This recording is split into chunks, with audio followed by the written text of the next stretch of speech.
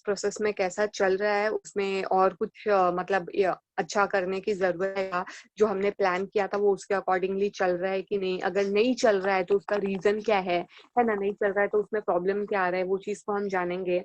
ठीक है। So basically suppose मैंने प्लान किया कि मैं ये डिस्काउंट वाला ले रही हूँ। ठीक है, अब डिस्काउंट वाला हो सकता है मैंने सोचा होगा, मेरे को लगा रहेगा कि यार डिस्काउंट वाला लूंगी तो मेरा सेल्स बढ़ेगा। अब किसी रीजन से हो सकता है मेरा सेल्स उतना ना बढ़ा हो, तो मैं क्या करूंगी, फिर से उसको इवेलुएट करूंगी, उसको समझूंगी, अगर कुछ प्रॉब्लम है तो उस पर वर्क करूंगी, and again I can come up with some other alternative, है ना। That is why we are getting listing various alternative. जो हमारा फोर्थ वाला पॉइंट है, वहां पे हम बहुत सारे अल्टरनेटिव इसलिए चूज करके रखते हैं, so that if whatever one we are choosing, it is not that much resultable, yeah, it is not that much profitable at the end, so we can choose some other alternative which is ready with us, because हमने बहुत सारे alternatives को वहाँ पे list out कर रखा था, है ना। तो we are having plan be ready with us. तो बेसिकली हम क्या करेंगे, अगर एक नहीं वर्क करेगा, see we should not be कि ये तो वर्क करने वाला ही नहीं है, we should be 100% like that कि वो तो काम करेगा ही। ठीक है, करना भी चाहिए, आपने इतना मेहनत किया, बट हो सकता है यार, सबके चांसेस होते हैं कि फेल हो जाए कभी कभी। तो अगर वो वैसा कुछ हो गया तो you should always have plan B with you ready, कि आप अगर वो फेल होता है तो आप दूसरा वाला इम्प्लीमेंट कर सको। So that all comes under follow up action, है ना, कि उसमें हम सब चेक करेंगे कि यार जो हमने प्लान किया था वो वैसे चल रहा है कि नहीं, सब बराबर हो रहा है कि नहीं, अगर नहीं हो रहा है तो रीजन क्या है, रीजन है तो भैया उस पर वर्क करो so that it can be overcome.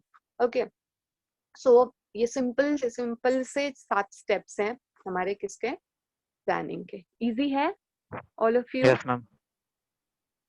Yes, very easy. Yes. ठीक है, देखो पहला वाला क्या है, सेटिंग अप ऑफ ऑब्जेक्टिव। हम क्या करते हैं, इसमें अपना ऑब्जेक्टिव क्लियर करेंगे कि मेरे को करना है, पहले तो वो हो गया। ठीक है, उसके बाद हम प्रेमाइसिस बनाएंगे, मतलब फ्यूचर को फोरकास्ट करके अजम्पशंस के बेसिस पे हम प्रेमाइसिस क्रिएट करेंगे कि ये ऐसा हो सकता है, ये नहीं हो सकता है, etcetera etcetera. Then identifying alternatives. ठीक है, हम बहुत सारे अल्टरनेटिव्स को क्या करेंगे, लिस्ट आउट करेंगे। ये आइडेंटिफाई पे मत जाओ, मैंने जो लिखा है लिस्टिंग आउट वेरियस अल्टरनेटिव, हम बहुत सारे रास्ते निकालेंगे।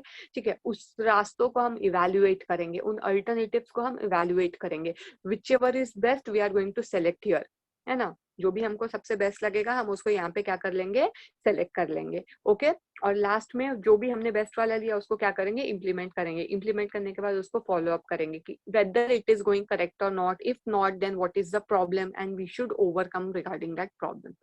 ऑलराइट, तो ये सिंपल सा प्लानिंग का प्रोसेस था। इजी है?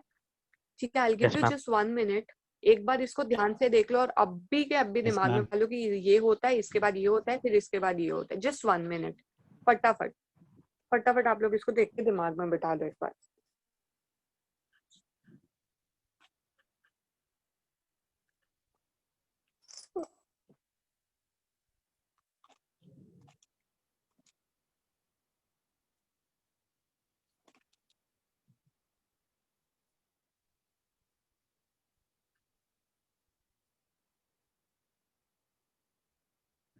ओके, ये लिख लिया है ना सबने अपने बुक में? So I stop yes ma'am. Sharing this. Okay,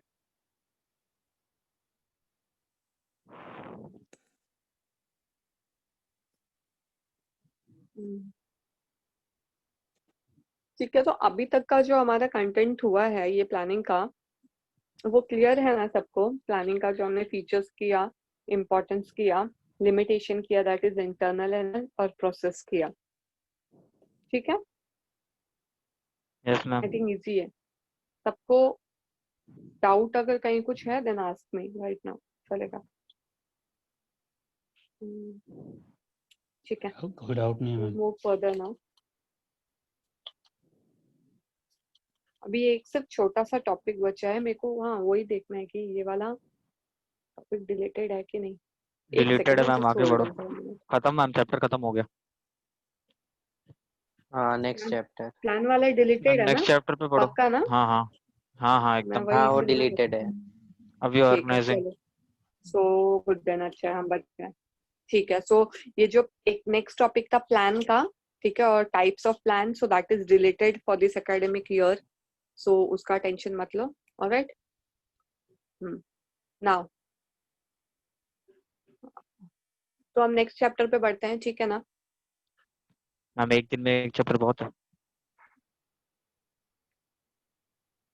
एक दिन में कहाँ यार, लास्ट लेक्चर भी मैं तो तो बोलता लिया था हूँ इसी पे। केस स्टडी करा दो आज, नेक्स्ट चैप्टर बाद में नहीं चालू कर लेंगे। अरे केस क्वेश्चंस नहीं है ना मैम के पास अभी। मैम बोल भाई रही ना मेरे है, को फिर ढूंढने पड़ेंगे ना, ढूंढो उससे ना क्या मैम, होगा? आराम से ढूंढो। अभी कहाँ है, मैंने कब बोला है? नहीं, हाँ, आधा घंटा ढूंढने में ही निकालू ना। चलो हम नेक्स्ट चैप्टर पे बढ़ते हैं, हिमांशु को जितना आगे हम लोग जाना कर ही नहीं सकते है। हैं। फिर नेक्स्ट लेक्चर में नेक्स्ट, हाँ अरे हिमांशु आगे नहीं, हिमांशु का सब हो गया है और दूसरों को अरे आगे बट जाने तो नहीं देने का। भटकाता है लोगों को, आगे मत जाओ ऐसे करके। हाँ बस वही वही वही बात है, सब हाँ सही वो पकड़ सिर्फ रहे टाइम पास कर रहा है। ट्रैप जाल बिठाते हो। वापस से हाँ बदनाम कर रहे हो सर आप। ठीक है, सो ये चैप्टर अपना हो चुका है। नेक्स्ट लेक्चर में ना थर्ड चैप्टर का अपना केस स्टडी बाकी है, तो नेक्स्ट लेक्चर में हम लोग थर्ड चैप्टर का करेंगे। उसके नेक्स्ट लेक्चर में ये प्लान का कर लेंगे, नहीं तो उसी दिन मैं देखती हूँ, अगर ज्यादा टाइम थोड़ा और लगेगा तो हम दोनों चैप्टर का केस स्टडी एक ही दिन कर लेते हैं, ठीक है ना? नेक्स्ट लेक्चर में, ओके? तो हम लोग दोनों चैप्टर का कर लेंगे, अगर 10-20 मिनट एक्स्ट्रा लगेगा तो हम उसको करके कर लेंगे, ठीक है? Next lecture में basically we will do case study of both the chapters, that is third and fourth chapter. So now we will move further fifth chapter पे आ जाओ, ठीक है? चलो write down. Next chapter is organizing.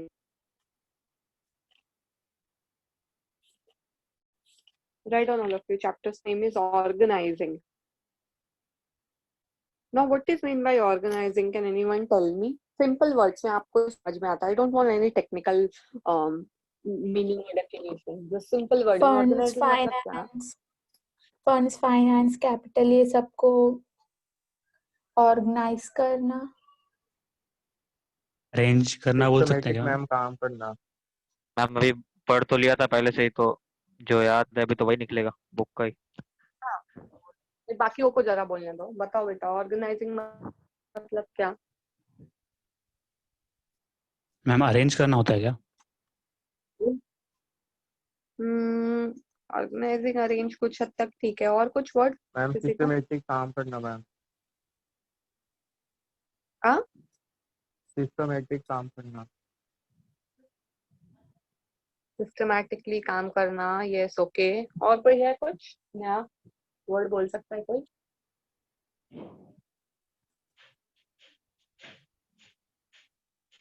Organise करना मतलब basically systematic काम करना, या फिर चीजों को अच्छी तरीके से ऑर्गेनाइज करना है, ठीक है? हम आते हैं अपने मीनिंग या डेफिनेशन पे, लेट मी शेयर, ठीक है? सो ऑर्गेनाइजिंग का मीनिंग एक बार आप पहले लिख लो अच्छे से, फिर हम उसको एक्सप्लेन करके आगे बढ़ते हैं। Write down.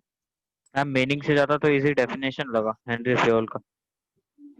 हाँ वो है बहुत एक्चुअली, इजी बट है। हमको मीनिंग भी करना पड़ेगा। डेफिनेशन तो तुम लोग को जो भी, मैं हमेशा से बोलती हूँ, जो भी तुमको इजी वाला जिसका भी लगता है, हेनरी फेयोल है, यहाँ पे अरे मैम टेरी का भी है, डेफिनेशन तो से भी जो भी थोड़ा सा, अच्छा लगेगा वो डेफिनेशन तुम से लोग मीनिंग अपना तो बन ही कर जाएगा लेना। आराम से। हाँ बच जाएगा, ठीक है? So write down. Identifying and grouping लिखो। Identifying and grouping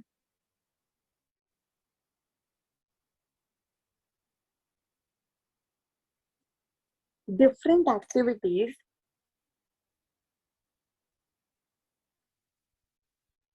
identifying and grouping different activities in the organization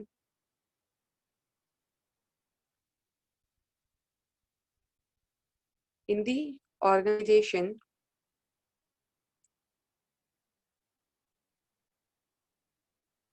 ठीक है? and bringing together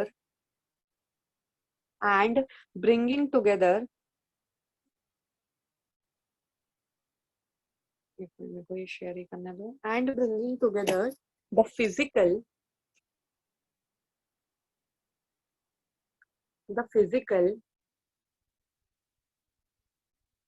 financial, the physical, financial and human resources,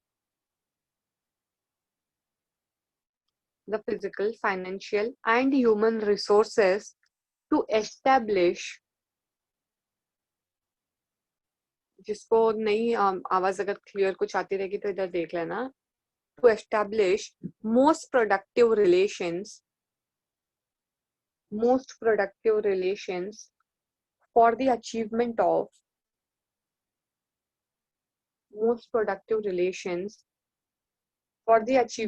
specific goal of the organization. ठीक है, अभी ये अपना simple सा meaning है ना। अभी देखो नीचे आपको डेफिनेशन दिखता रहेगा, तो आपको तीन ऑथर्स के यहाँ पे दिख रहे हैं, आपको जो अच्छा लगेगा उनमें से इजी लगेगा वो पढ़ लेना, जो अच्छे से आपको याद हो जाए।